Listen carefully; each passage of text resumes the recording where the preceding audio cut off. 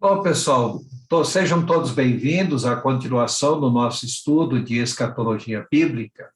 E hoje, especificamente, nós vamos falar sobre a segunda vinda de Jesus, mas dentro desse tema, segunda vinda, nós vamos falar sobre sinais da vinda de Jesus para buscar a sua igreja. Eu só gostaria, antes de nós iniciarmos, eu não vou explicar hoje, vou explicar posteriormente, por que que eu não uso a expressão volta de Jesus, eu uso sempre a expressão segunda vinda. Porque, na realidade, a Bíblia não fala sobre a volta de Jesus.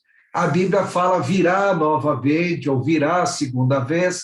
Aí vocês vão falar, mas espera aí, vir novamente ou vir segunda vez não é a mesma coisa que volta? Sim, é a mesma coisa que volta.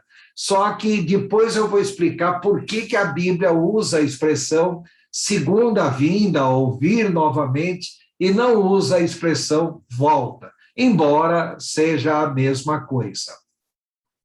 Então, hoje nós vamos tratar especificamente a respeito dos sinais da vinda de Jesus para buscar a sua igreja.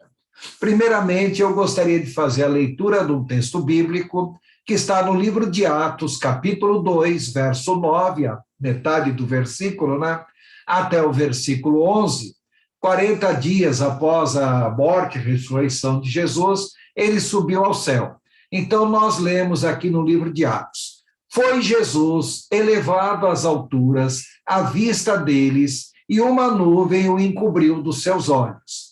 E estando eles com os olhos fitos no céu, enquanto Jesus subia, eis que dois varões vestidos de branco se puseram ao lado deles dos discípulos, dos apóstolos, e lhe disseram: varões galileus, por que estáis olhando para as alturas? Esse Jesus que dentre vós foi assunto ao céu, virá do modo como o viste subir.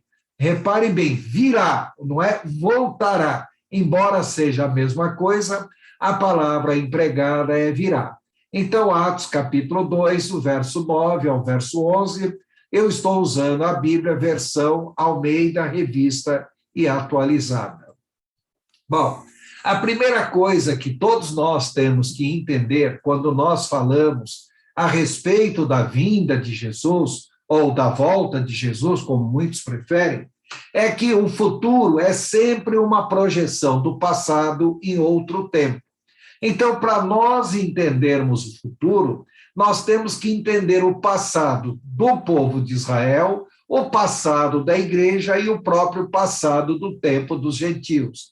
Então, vamos ver a situação da igreja de Israel, lembrando que com a igreja de Jesus existe uma nova aliança, um novo pacto que foi feito entre Jesus e a sua igreja. Porém, a velha aliança entre Deus e o povo de Israel não deixou de existir, continua existindo e valendo. E nós temos que destacar também uma expressão que é muito utilizada na Bíblia, é a respeito do tempo dos gentios. O que vem a ser isso? É uma época, ou uma época bem longa, onde há o domínio do governo mundial ou de povos sobre a cidade de Jerusalém. Esse é chamado de tempo dos gentios. Então, vamos entender rapidamente isso. Quando nós falamos em nova aliança, é a aliança que foi estabelecida entre Jesus e a sua igreja. Com relação a essa nova aliança, o que eu quero destacar apenas são as fases dessa nova aliança. Então, observem no livro de Apocalipse, capítulo 1, versos 4 e 5, e depois também versos 10 e 11. Então, nós lemos: João, às 7 igrejas da província da Ásia.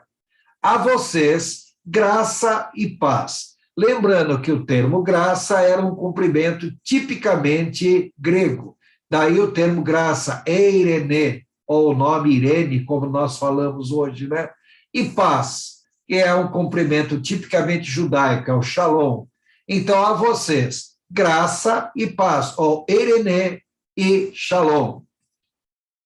Da parte daquele que é, que era e que há de vir, ou seja, da parte de Deus Pai. Está se referindo a Deus, usando essa expressão, daquele que é, que era e que há de vir. E dos 7 espíritos que estão diante do seu trono. Na realidade, Deus só tem um Espírito Santo. Só que nós lemos no livro de Isaías, capítulo 11, que o Espírito Santo tem 7 manifestações diferentes. Daí a expressão 7 espíritos que estão diante do seu trono, numa alusão ao Espírito Santo. E também de Jesus Cristo, que é a testemunha fiel, o primogênito dentre os mortos e o soberano dos reis da terra. Então, o que eu quero chamar a atenção aqui é que para a igreja é enviada uma saudação da parte de Deus, daquele que é, que era e que há de vir, da parte do Espírito Santo, os 7 espíritos que estão diante do seu trono, e também da parte de Jesus Cristo, que é a testemunha fiel, o primogênito dentre os mortos e o soberano dos reis da terra. E continuando agora nos versos 10 e 11, nós lemos: no dia do Senhor, ou seja, no domingo, achei-me no Espírito e ouvi por trás de mim uma voz forte como de trombeta, que dizia: escreve num livro o que você vê e envie a estas 7 igrejas: Éfeso, Esmirna, Pérgamo, Tiatira, Sardes, Filadélfia e Laodiceia. Então, há poucas semanas atrás, nós estávamos estudando a respeito dessas 7 igrejas da Ásia Menor. Lembrando, por que Jesus escolheu essas 7 igrejas para enviar o livro de Apocalipse? Elas não eram as maiores nem as menores, não eram as melhores nem as piores igrejas da Ásia. E não eram só essas 7. Existiam centenas de igrejas por aquelas cidades espalhadas da Ásia Menor. Essas 7 foram escolhidas porque elas representam igrejas bem diferentes uma da outra, que personificam as igrejas ao longo da história da igreja. Então, lembre-se, não eram só essas 7 igrejas que existiram, essas 7 igrejas, algumas continuam existindo até hoje, que é o caso de Esmirna, que é o caso de Laodiceia, de Filadélfia, outras deixaram de existir. Agora, o que todos vocês têm que ter em mente é que, ao longo dos séculos, essas 7 igrejas, igrejas como essas, sempre existiram ao longo dos séculos. Então, essas igrejas são tipos, são representações de diferentes fases da história da igreja. Então, nós já falamos a respeito disso. Então, no Antigo Testamento, o povo de Deus sobre a terra era o povo de Israel. Existiam no Velho Testamento, ou existem, várias profecias que falam a respeito de Cristo e do seu reino. O fato é que Jesus veio, morreu, ressuscitou, e no dia de Pentecostes foi estabelecida a nova aliança, a aliança entre Cristo e a sua igreja, ou seja, a nova aliança, o Novo Testamento. E no Novo Testamento, agora Deus passa a ter mais um povo sobre a terra, que é a igreja. A igreja, embora no Velho Testamento não haja uma citação direta a respeito da igreja, mas o apóstolo Paulo deixa bem claro que a igreja era um mistério oculto de Deus. E a igreja existe, só que no momento nós temos que entender que com o passar do tempo, o mundo está piorando cada vez mais. Bom, então, quando nós falamos sobre igreja, nós já comentamos com vocês que essas 7 igrejas representam diferentes fases da história da igreja. Então, nós vemos a igreja de Éfeso, a palavra Efeso em grego quer dizer amada, desejada, ansiada, aguardada. Era uma igreja muito boa, representa todas as igrejas da fase apostólica. Fase apostólica é a fase que vai desde o ano 32, que foi o ano oficial da morte e ressurreição de Jesus, da criação de Jesus, até o ano 98, que foi a morte do último apóstolo. Reparem que essas datas são meramente referenciais. Então, olhando no gráfico, nós vemos a igreja de Éfeso representa a igreja da fase apostólica, do ano 32 ao ano 98. Depois, a segunda igreja, a igreja de Esmirna, a palavra Esmir quer dizer amarga, sofrida. Das igrejas, era uma igreja excelente, representa as igrejas da fase das grandes perseguições, que vai lá desde o ano 64 até o ano 313.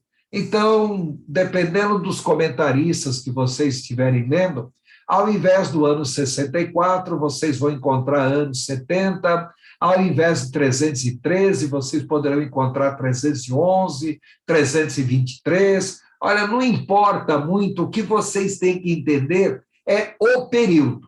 Então, observe que antes de terminar a fase da igreja de Éfeso, que era a igreja apostólica, já começa a fase da igreja de Esmirna, a fase das grandes perseguições movidas contra a igreja. Então, observe agora no gráfico a igreja de Éfeso do ano 32 ao ano 98, a igreja de Esmirna do ano 64 até o ano 313. Ano 64 foi o ano do incêndio de Roma, ano 313 foi o ano em que Constantino, imperador romano, colocou lá o Edito da Tolerância, permitindo a total liberdade aos cristãos em todo o Império Romano. Teoricamente, a perseguição aos cristãos terminou nesse ano. É claro que, em pontos isolados do Império, as perseguições ainda durariam muito mais tempo. Depois vem a terceira igreja, a igreja de Pérgamo.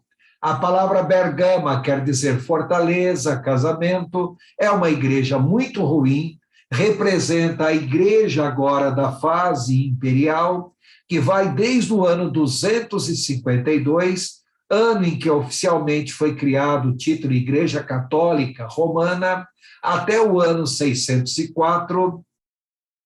Nesse ano, Bonifácio VI foi eleito bispo de Roma e ele se autodenominou Papa. Então, até o ano 604, não existia o título Pater Patrum, pai dos pais.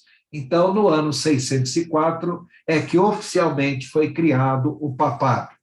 E agora, então, nós temos a igreja de Pérgamo, é a fase em que a igreja cristã era casada com o poder do Império Romano, a ponto de que, se antes os cristãos eram perseguidos pelos romanos, pelos pagãos, agora nessa fase imperial inverteu.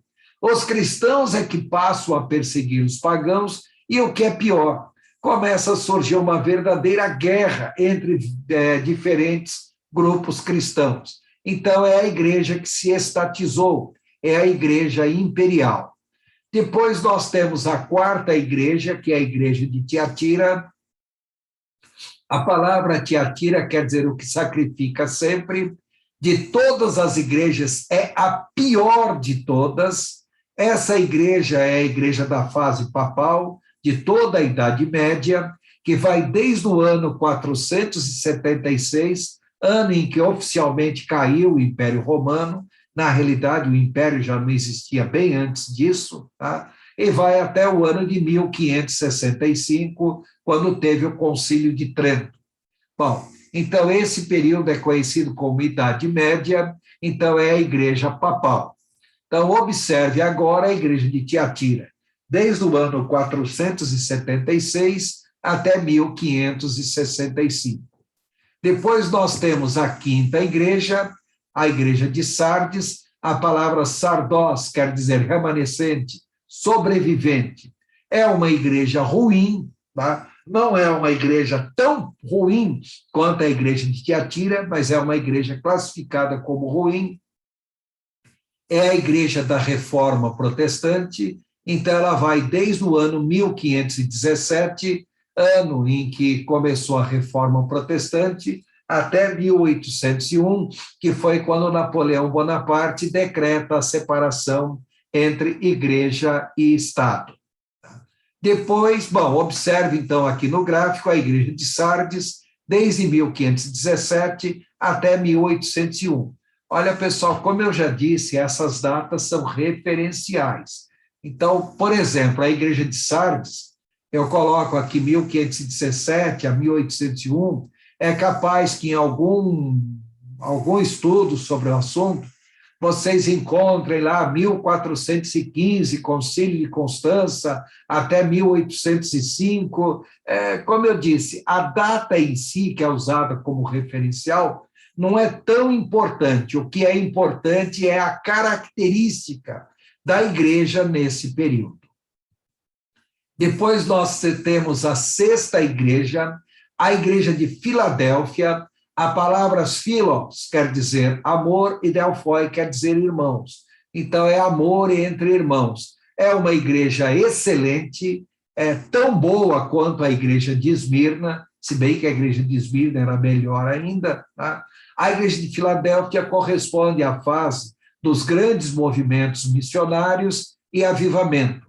Começa em 1648, com o avivamento dos Quakers, e essa é a igreja que vai durar até por ocasião do arrebatamento da igreja. 1648 é quando começou, na época não existia o termo pentecostal, começou um movimento de avivamento espiritual, como diziam que eles tremiam, chacoalhavam, então deram para eles, em gozação, o termo Quaker, os tremedores. Então, quando vocês compram uma latinha daquela aveia Quack, aquele homem de roupa preta, chapelão preto, cabelo branco, então Quack ali é dos Quakers. Então, é para representar o grande avivamento que aconteceu na igreja a partir de meados do século XVII, ou seja, depois das guerras dos 30 anos, até por ocasião do arrebatamento da igreja. Então, repare, a igreja de Filadélfia agora, de 1648 até o arrebatamento em si. E depois, a sétima e última igreja, a igreja de Laodiceia. A palavra Laos quer dizer povão, no sentido de povo ignorante. E Dikei quer dizer justiça ou governo. Então, é a justiça do povo ou o governo do povo. Ou seja, aquela igreja aonde o povo, o mundanismo governa a igreja e Jesus está à porta e bate, querendo entrar, mas não pode entrar porque Jesus foi expulso da igreja. Então, essa igreja é classificada como péssima, tão ruim quanto a igreja de Tiatira. A diferença é que na igreja de Tiatira havia um pecado estabelecido dentro da igreja. E na igreja de Laodiceia é uma igreja extremamente indiferente às coisas espirituais. A igreja se torna uma grande empresa econômica. É a igreja do tempo do fim, então vai de 1948, quando é criado o Conselho Mundial das Igrejas, o movimento ecumênico em si, e é a igreja que entra a grande tribulação adentro. Então, observe aqui no gráfico a última igreja, a igreja de Laodiceia, de 1948 até a grande tribulação. Então, o que eu gostaria que vocês observassem nesse gráfico, que nós temos aí duas igrejas muito ruins, a igreja de Tiatira e a igreja de Laodiceia. Duas outras igrejas ruins, a igreja de Pérgamo e a igreja de Sardes. Então, repare que das 7 igrejas, 4, ou seja, mais da metade, são classificados como péssimas ou ruins. Depois nós temos uma igreja boa, a igreja de Éfeso, e 2 igrejas que são classificadas como excelentes, a igreja de Esmirna e a igreja de Filadélfia. Bom, tudo isso aqui é só para vocês entenderem que nós estamos vivendo uma época chamada de fase da igreja, também conhecido como dispensação da igreja, dispensação da graça ou dispensação do Espírito Santo. Então, nós vivemos a fase da igreja, a fase da graça e a fase da operação do Espírito Santo no meio do povo de Deus. Então, desde a criação da igreja até o arrebatamento, nós estamos vivendo a fase da igreja em si. Paralelo a tudo isso, nós temos que entender também que o mundo está vivendo o chamado tempo dos gentios. O que vem a ser gentios ou goim? Goim, em hebraico, quer dizer aqueles povos que não são judeus. O termo, ele é um termo genérico para designar qualquer povo que não seja o povo judeu, mas o termo também é um termo pejorativo. Goim pode ser usado também para designar cães, no sentido bem humilhante. Bom, o que eu quero que vocês entendam, que quando nós falamos tempo dos gentios, é o período em que povos estrangeiros dominariam sobre a Judéia, especificamente sobre Jerusalém. Então, quando nós falamos tempo dos gentios, entendo que o tempo dos gentios começou desde a época da destruição do templo, lá no ano 586 antes de Cristo. Mas, como o livro de Apocalipse foi escrito já após Jesus, então nós estamos considerando aqui o tempo dos gentios é de Jesus para frente. Mais tarde, eu vou mostrar para vocês que nós devemos considerar também o tempo anterior. Mas isso aí é para um outro momento. Então, repare, os romanos dominaram sobre a Judéia desde o ano 63 a.C. até o ano 395 depois de Cristo. Então, repare aí, 63 AC é antes de Cristo, e 395 AD, ou Anno Domini, é depois de Cristo. Bom, no período em que os romanos dominaram sobre Jerusalém, nós temos que entender alguns fatos importantes. No ano 32 da era cristã, né, ocorre a morte, a ressurreição de Jesus, a sua ascensão ao céu. No ano 70, Jerusalém é destruída pelos romanos. Então, Jerusalém é arrasada. Nós até falamos, essa destruição de Jerusalém ocorreu, na realidade, no dia 9 de agosto do ano 70. Só lembrando a vocês que dia que é amanhã mesmo? Tá? Então, amanhã, dia 9 de agosto. Então, no dia 9 de agosto do ano 70, Jerusalém foi arrasada pelos romanos, o templo foi destruído, Jerusalém ficou em ruínas. Deixou de ser uma cidade, embora alguma pessoa ou outra continuou habitando em Jerusalém, mas Jerusalém era uma ruína total. No ano 131, o imperador romano Adriano reedifica Jerusalém, mas com o nome de Hélia Capitolina, ou seja, a capital de Júpiter, né, ou como eles chamavam, o deus principal dos romanos. Então, quando Jerusalém foi reedificada, foi reedificada para ser uma colônia romana. O que era uma colônia romana? Uma cidade onde soldados do exército romano, quando se aposentavam, podiam fixar residência. E nessa cidade foi terminantemente proibida a entrada de judeus. Bom, o que aconteceu é que um líder judeu chamado Bar Kokhba, que quer dizer literalmente filho da estrela, ele, com um grupo de judeus, ele se apossa de Jerusalém, dando origem a uma grande revolta que ficou chamada como Revolta de Bar Kokhba. É claro que o imperador Adriano reagiu prontamente, ataca a Judéia, arrasa a Judéia novamente, expulsa os judeus não só de Jerusalém, como praticamente de toda a Judéia. Então é chamado de dispersão ou diáspora dos judeus. ele só permitiu que ficasse morando na Judéia uns pouquíssimos judeus, a classe mais pobre, mais miserável, e aquela região ele permitiu que os descendentes dos antigos filisteus habitassem na região. Por quê? Porque os filisteus lutaram ao lado dos romanos contra os judeus e contra Jerusalém.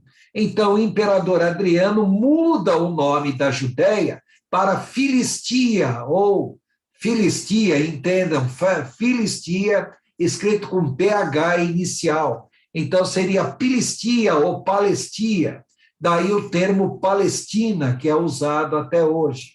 Então, ele mudou o nome daquela região de Judéia para Palestina. Então, a maior parte dos habitantes daquela região deixou de ser de judeus para ser de palestinos. Somente depois que o imperador Constantino se torna imperador romano, no ano 324, é que ele permite que a cidade de Hélia Capitolina volte a ser chamada de Jerusalém. De qualquer modo, porque nessa época o cristianismo já era a religião dominante do Império Romano e os judeus eram discriminados, mesmo com Jerusalém voltando a ser chamada de Jerusalém, ele não permitiu a entrada de judeus na cidade de Jerusalém. Isso só aconteceria muito mais tarde, no ano 438 da era cristã, época em que os romanos já nem dominavam mais sobre Jerusalém. Bom, então o que eu quero que vocês entendam? Tempo dos gentios, na realidade, começou bem antes do domínio romano. Nós estamos destacando aqui a época do domínio romano, do ano 63 a.C. ao ano 395. No ano 395, o Império Romano foi dividido entre Império Romano do Oriente e Império Romano do Ocidente. O Império Romano do Oriente, a capital era Constantinopla, também chamada de Bizâncio, então o Império Romano do Oriente era chamado de Império Bizantino. Então, Jerusalém passa a ser uma cidade bizantina. O curioso é que a palavra Jerusalém quer dizer cidade da paz, mas é uma cidade que nunca conheceu paz ao longo da sua história. Então, eu coloquei aqui só um levantamento estatístico. Jerusalém foi destruída 2 vezes pelos babilônios e pelos romanos, foi sitiada 23 vezes, foi atacada 52 vezes, embora somente em 23 vezes chegou de fato a ser sitiada, e foi recapturada pelos romanos, pelos judeus e posteriormente pelos cristãos 44 vezes. Bom, é para vocês verem que a Cidade da Paz nunca conheceu paz ao longo da sua história. Então, quando nós falamos tempo dos gentios, eu listei aqui os romanos do ano 63 a.C. a 395 depois de Cristo. Então, depois dos romanos vieram os bizantinos, ano 395 a 613, então Jerusalém passou a ser uma cidade cristã. Depois vieram os partos era um povo que morava lá, onde hoje é o Irã. Depois os bizantinos dominaram novamente a cidade, e depois os árabes transformaram Jerusalém de uma cidade cristã numa cidade islâmica. Então, os árabes de 636 a 1072. Depois vieram os turcos seldejúcidas, aí a cidade foi dominada pelos cruzados, ou seja, cristãos que vieram principalmente da França, dominaram, tiveram que lutar muitos contra os turcos dominaram novamente Jerusalém no ano 1187, os cruzados novamente em 1229, os turcos seldejúcidas novamente em 1239, os cruzados novamente em 1243. Depois, enquanto os cruzados dominavam Jerusalém, a cidade foi atacada por um outro grupo de turcos, chamados turcos tártaros, e, no fim, a cidade foi dominada pelos governadores islâmicos do Egito. Eles eram chamados de mamelucos, governados por um imperador mameluco chamado Saladino. Isso no ano 1291, e aí acabou de vez a cidade habitada por cristãos. Depois dos mamelucos vieram os turcos otomanos, de 1517 a 1917. Depois, com o final da Primeira Guerra Mundial, a Palestina é entregue pela Comunidade das Nações, é entregue ao governo inglês temporário, então é um protetorado britânico, que vai de 1917 a 1948. Em 1948, Israel consegue a sua independência, mas a cidade velha de Jerusalém fica em poder dos jordanianos, de 1948 a 1967. Somente em 1967, na Guerra dos 6 Dias, é que os judeus entram em Jerusalém e a cidade volta definitivamente a ser uma cidade judaica. Então, o fato de Israel voltar a existir como nação em 1948 e Jerusalém voltar a ser uma cidade judaica em 1967, esse é o sinal mais importante que nós temos que observar da Bíblia a respeito da segunda vinda de Jesus. Então, Jesus só viria segunda vez após Israel voltar a existir no mundo como nação, Romanos capítulo 11, e Jerusalém voltar a ser uma cidade judaica, que nós vamos comentar daqui a pouco. Então, Israel só voltou a existir como nação em 1948 e Jerusalém só voltou a ser uma cidade judaica em 1967. Portanto, de 67 para cá, nós temos aí um total de 33, 54 anos que Jerusalém está em poder do povo de Israel. Bom, isso é uma informação extremamente importante, depois nós vamos comentar o porquê disso. Não hoje, vai ficar para o domingo que vem, tá? Bom, agora, o que nós temos que destacar é sobre a vinda profética de Jesus. Então, observe que pouco antes de Jesus ser crucificado, os discípulos questionaram Jesus a respeito da sua vinda. Então, observe aqui o texto de Mateus, capítulo 24, versos 3, 33 e 36. Tendo Jesus se assentado no Monte das Oliveiras, os discípulos dirigiram-se a ele em particular e disseram: dize-nos, quando acontecerão essas coisas? E qual será o sinal da tua vinda e do fim dos tempos? Então, repare que é uma pergunta dupla. Sinal da tua vinda e sinal do fim dos tempos. Na realidade, são dois fatos bem distintos.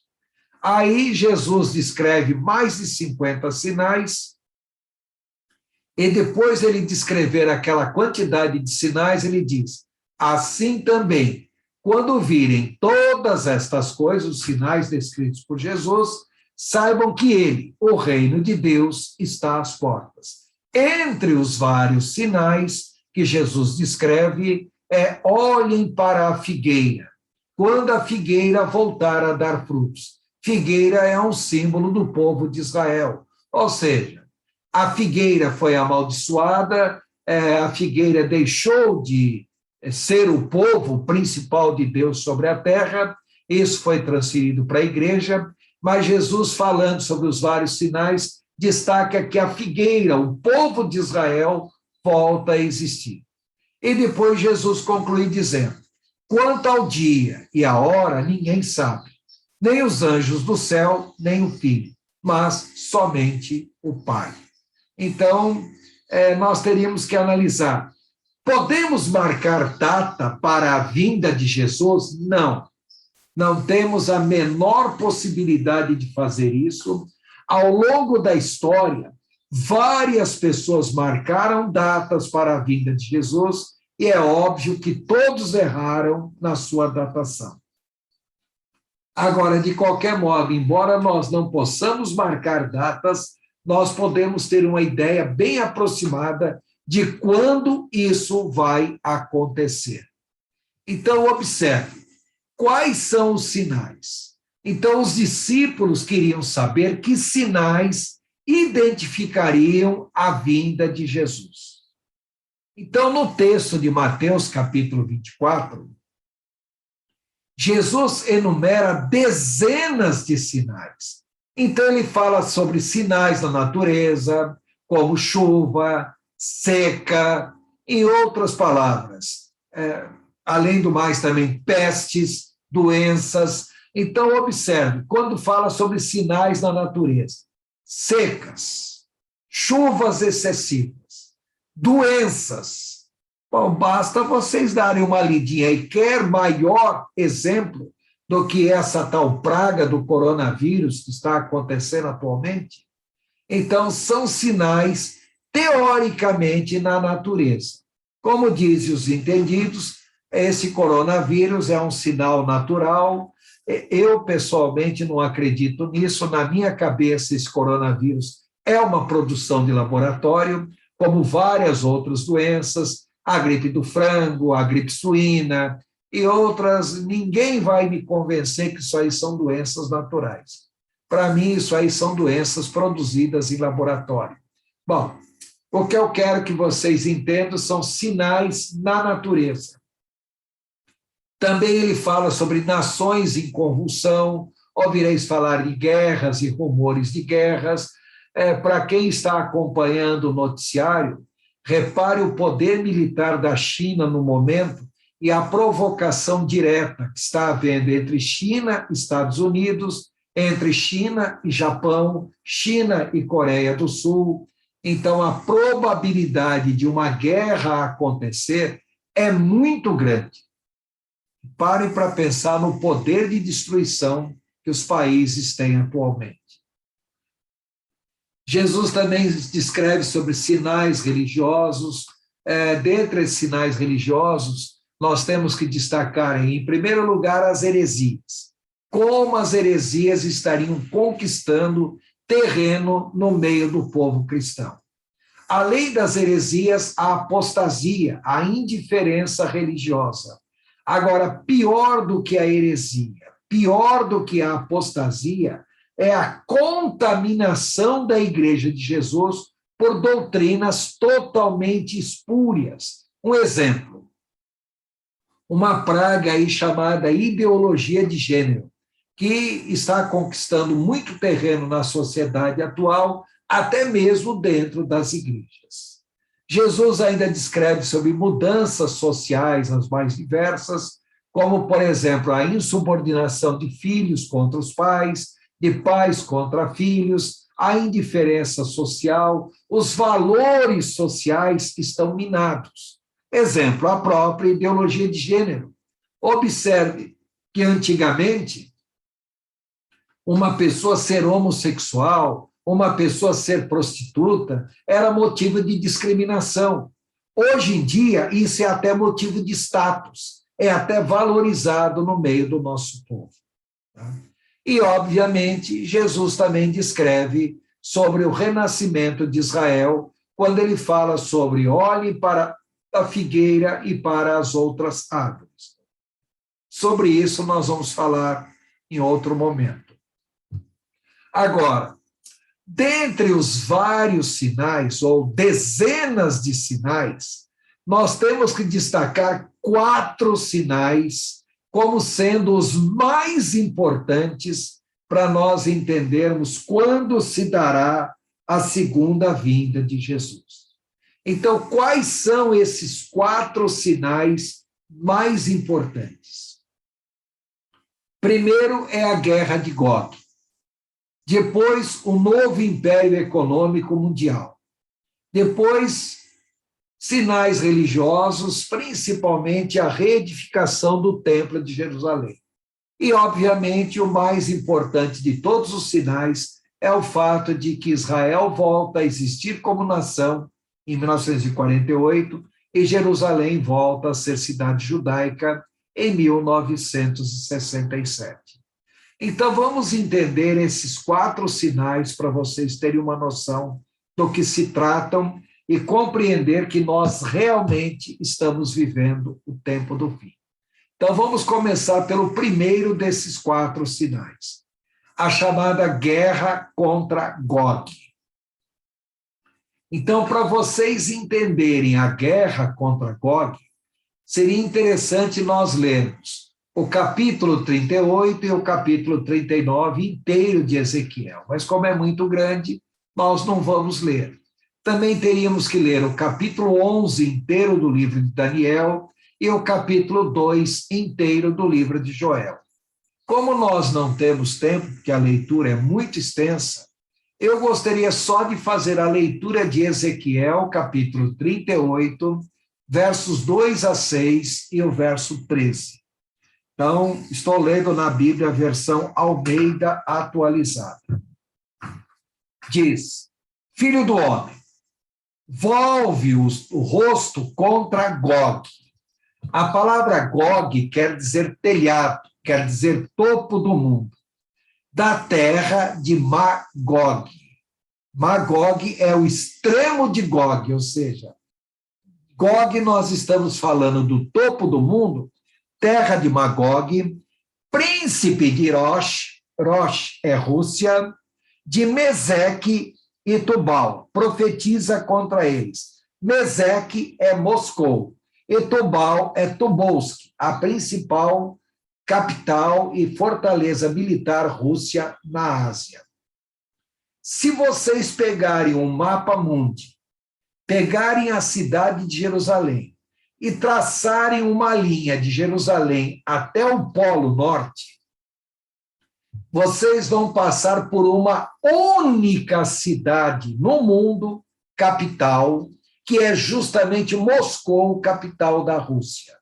Então, se vocês tomarem, quando diz aqui Gog, Gog quer dizer telhado, telhado do mundo. Terra de Magog. Magog seria o extremo de Gog, ou seja, as áreas ao redor em si do que nós vamos considerar principal. E o que nós estamos considerando principal? Rosh, que é a Rússia, Meseque, que é Moscou, e Tubal. Tá? E continuando diz, assim diz o Senhor Deus, eis que eu sou contra ti, ó Gog, príncipe de Rosh, de Meseque e de Tubal.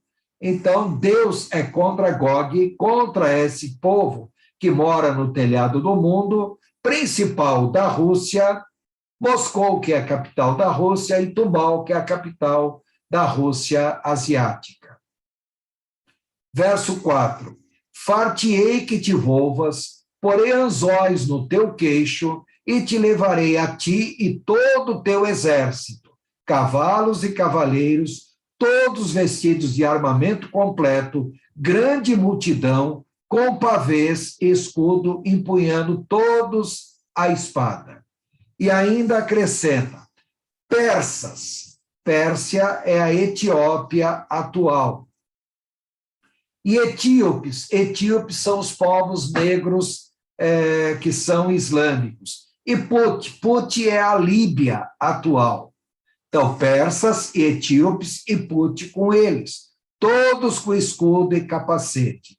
Gomer seria a região da Europa Oriental, onde hoje ali tem a Belarus, tá? Que é um país, não é mais comunista, mas é uma ditadura ferrenha que existe na Europa. E a casa de Togarma. Togarma é a Turquia atual. Todos do lado norte olhando com relação a Jerusalém. E todas as suas tropas, muitos povos contigo. E pulando diretamente para o versículo 13, algo importante que diz, Sabá e Dedã, e os mercadores de Tarsis. Sabá Oh, Shabá, aí não é Shabá em hebraico, é Shabá em árabe. É a Arábia Saudita. E Dedã hoje é Dhahran, a maior fortaleza militar da Arábia Saudita. E os mercadores de Tarsis. Tarsis é a Inglaterra e os países que saíram da Inglaterra. Então, imagine Inglaterra e Estados Unidos. Então, Arábia Saudita, juntamente com Inglaterra e Estados Unidos, e todos os seus governadores rapazes te dirão: vens tu para tomar despojo? Ou seja, Estados Unidos, Inglaterra, Arábia Saudita desafiarão Gog dizendo: vens tu para tomar despojo? Quer dizer, você pensa que vai dominar sobre essa região? É óbvio que Sabá, Dedã e Tarsis vão se opor a Gog. Ajuntaste o teu bando para arrebatar a presa, para levar a prata e o ouro, para tomar o gado e as possessões, para saquear grandes despojos. Em outras palavras, quando a Rússia invadir a região ali, invadir Israel, na realidade, Estados Unidos, Inglaterra e até mesmo a Arábia Saudita vão se opor à invasão da Rússia. Bom, o que eu quero que vocês observem: a guerra começa pelo Reino do Sul. Então, se vocês lerem Daniel, capítulo 11, fala sobre uma guerra entre o Reino do Norte e o Reino do Sul. É claro que na linguagem empregada ali em Daniel, capítulo 11, o Reino do Sul é o Egito, o Reino do Norte é a Síria. Então, se vocês olharem hoje, o Egito é alinhado com os Estados Unidos e Inglaterra, com os países ocidentais. E o Reino do Norte, a Síria, é aliado com a Rússia. Então, o Reino do Sul, Estados Unidos, Inglaterra e também os seus aliados ali, entendo o Egito, a Arábia Saudita, se fortalecem muito para se opor a uma invasão do Reino do Norte.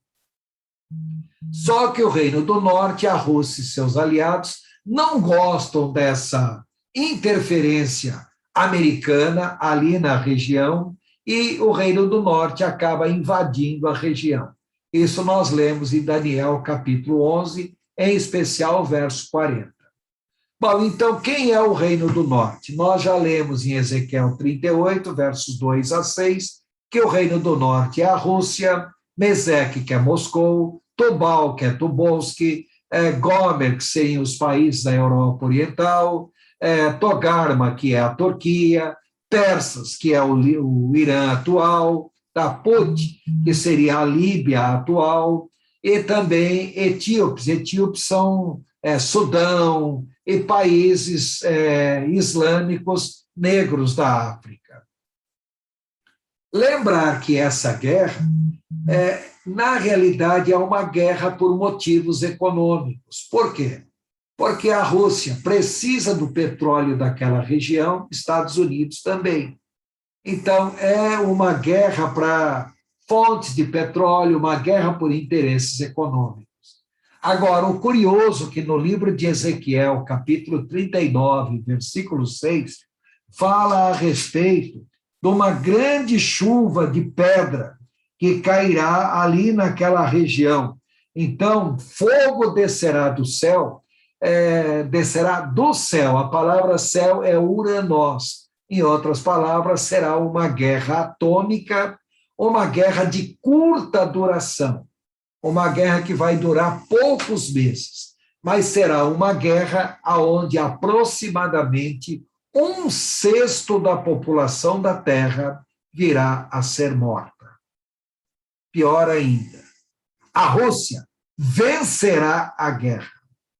A Rússia e os seus aliados derrotarão os Estados Unidos, derrotarão a Inglaterra.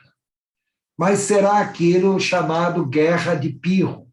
Eles vencem, mas também saem tão aniquilados dessa guerra que acabam perdendo a sua expressão como grande potência econômica e militar no mundo. Então, tanto os Estados Unidos e Inglaterra, como a Rússia, Estados Unidos vai ser derrotado, a Rússia vence. Estados Unidos derrotado deixa de ser a potência militar que é hoje. A Rússia vence, mas também sai tão aniquilada que perde a sua expressão. Nessa altura do campeonato, duas novas grandes potências militares surgem. No Oriente, são os países do Oriente liderados por Sinin. Sinin é a China atual. E no Ocidente é a Europa, que na realidade foi poupada dessa guerra.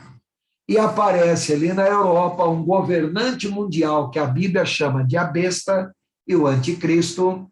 A besta vai aparecer por ocasião dessa guerra, pregando 3 pontos extremamente importantes. Primeiro, vai pregar paz para acabar a guerra no mundo.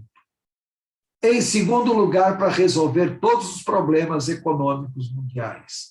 E em terceiro lugar, para fazer de Jerusalém um local de um centro de adoração a Deus independente das nações, transformando Jerusalém numa cidade de status internacional. Então, a besta aparece forçando uma paz com o povo de Israel.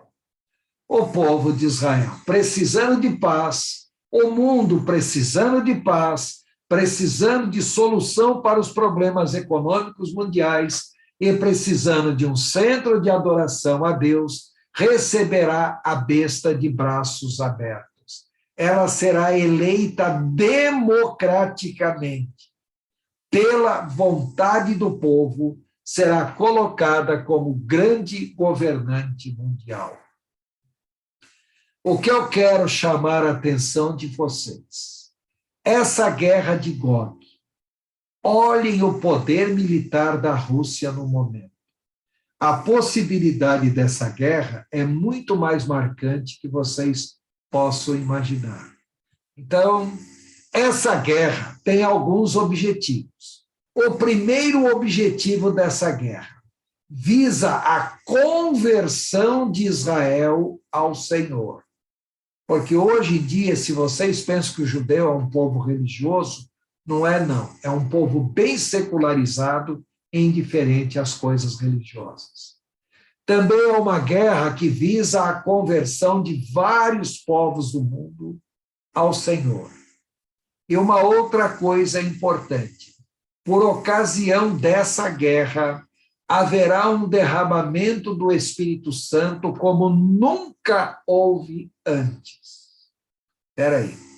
Se é derramamento do Espírito Santo, se a igreja, quando for arrebatada, o Espírito Santo é tirado, e por ocasião dessa guerra o Espírito Santo é derramado, então, dedução óbvia, a igreja não terá sido arrebatada por ocasião dessa guerra.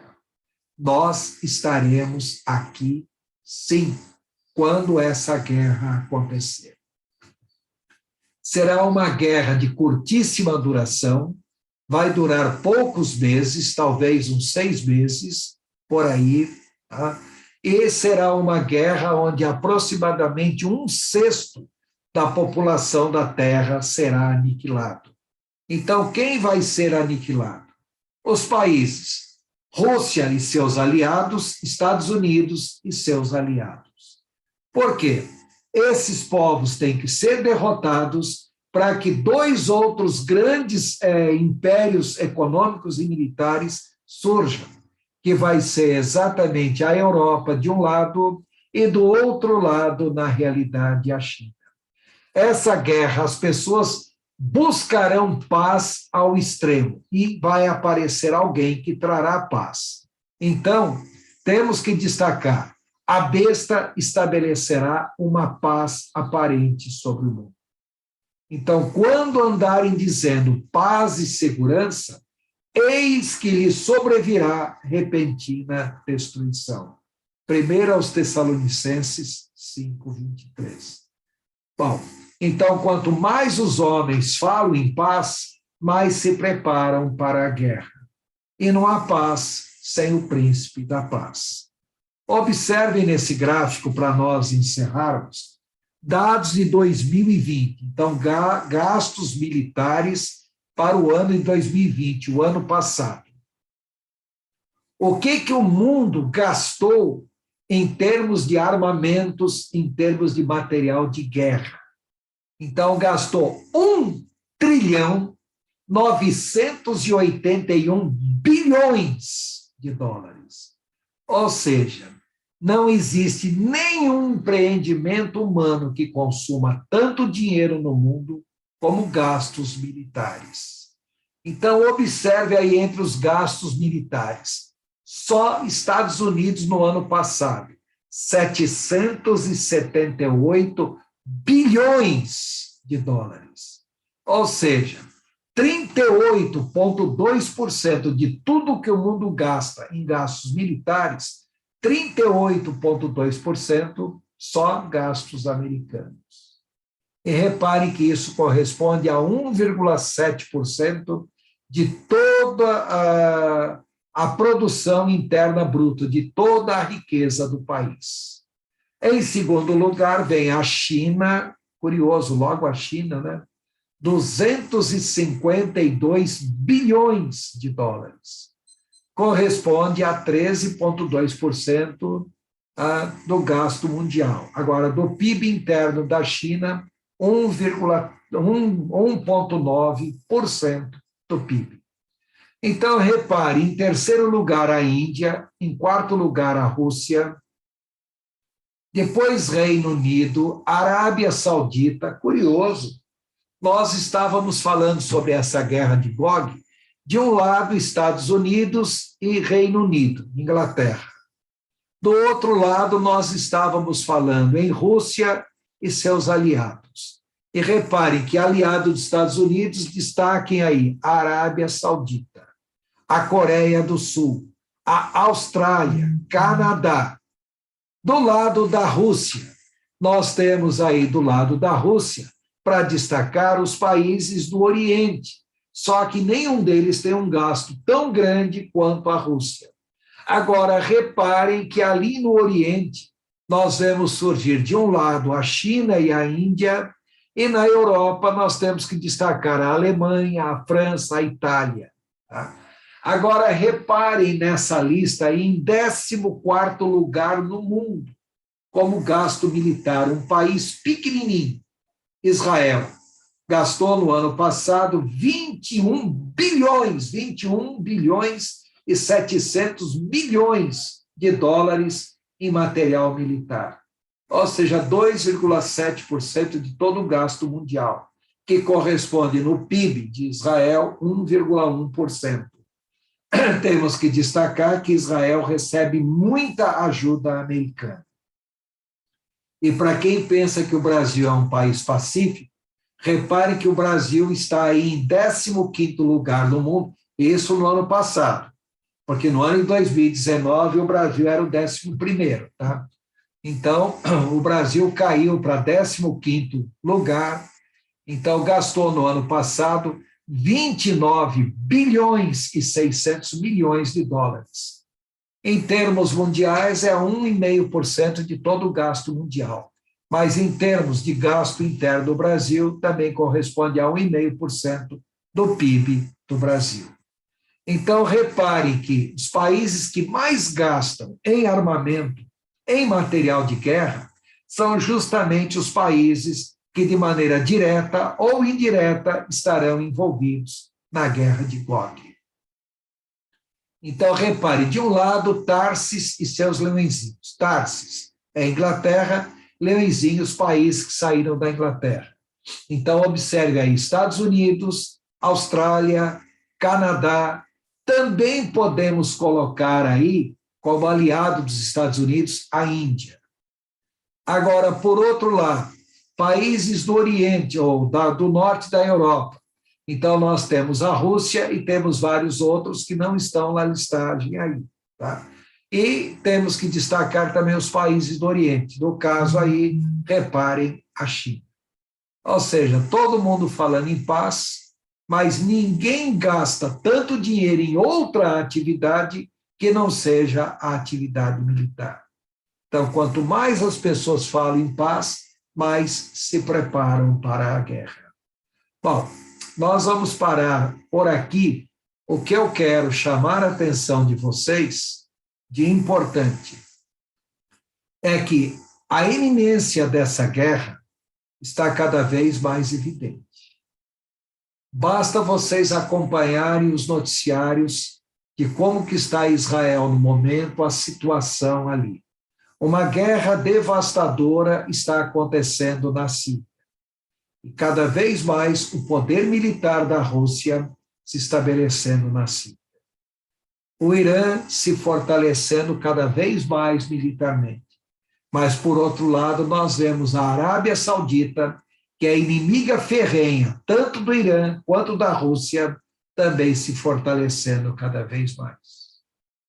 Bom, o cenário de guerra está armado. Para acontecer uma guerra ali naquele Oriente, no Oriente, é só uma questão de tempo. Tá? Existem várias coisas que indicam que essa guerra pode acontecer a qualquer momento.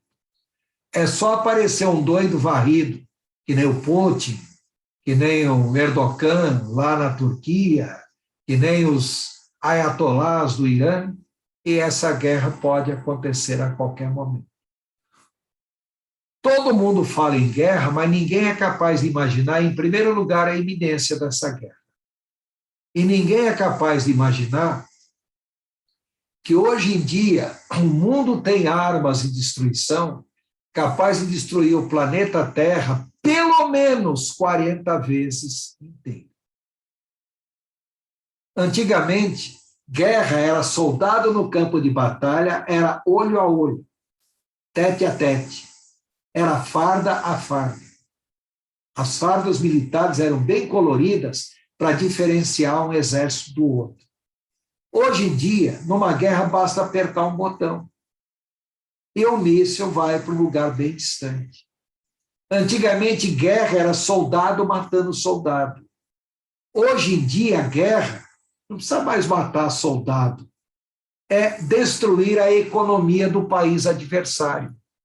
Então, repare hoje em dia, a gente fala muito em guerra de informática.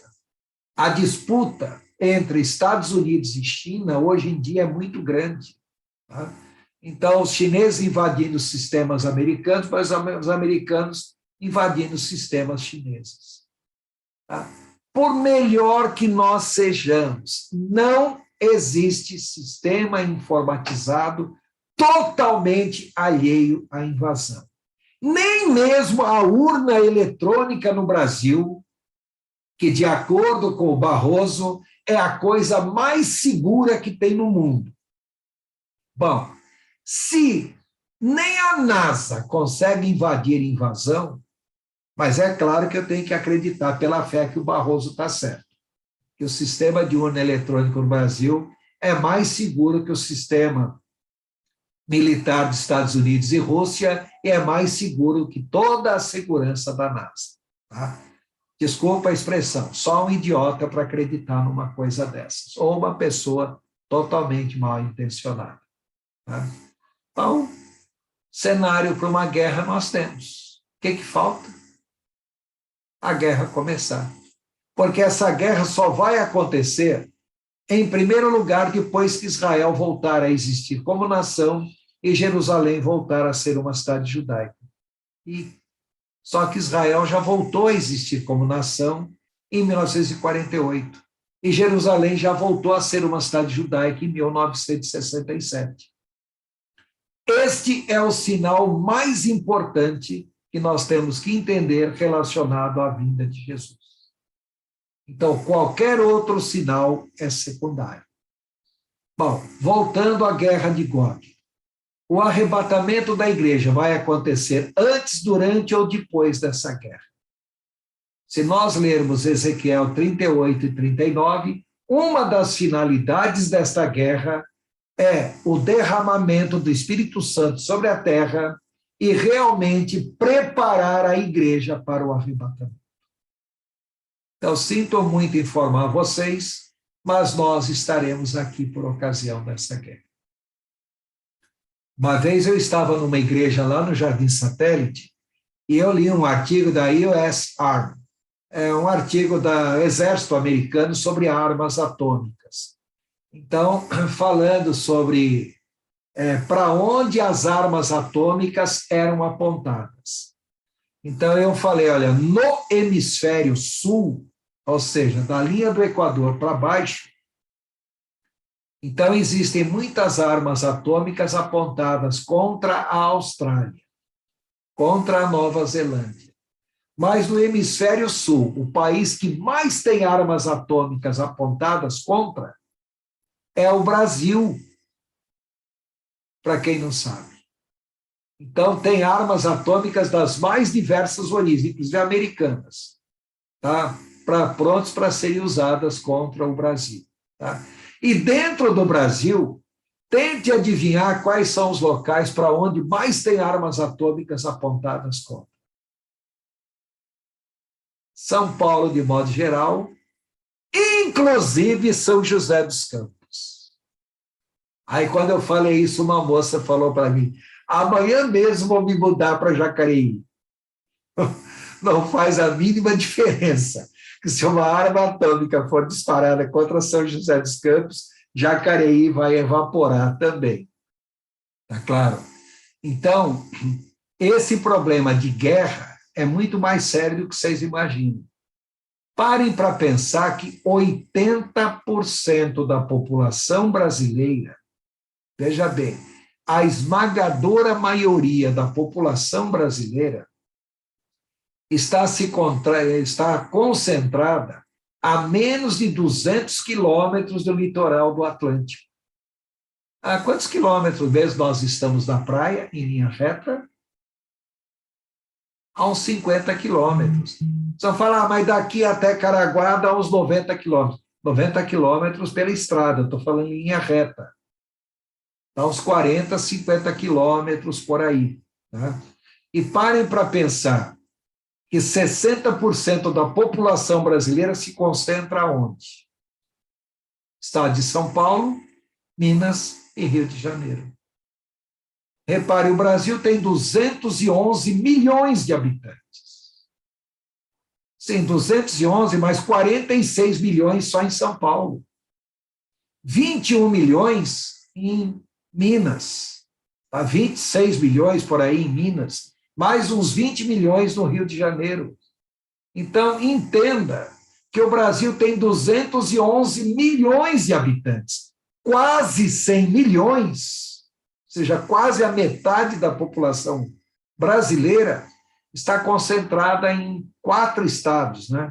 Que seriam o estado de São Paulo, Minas, Rio de Janeiro e também a Bahia. São os 4 estados de maior concentração da população brasileira. Tente imaginar a destruição do estado de São Paulo, o que isso representaria para o Brasil.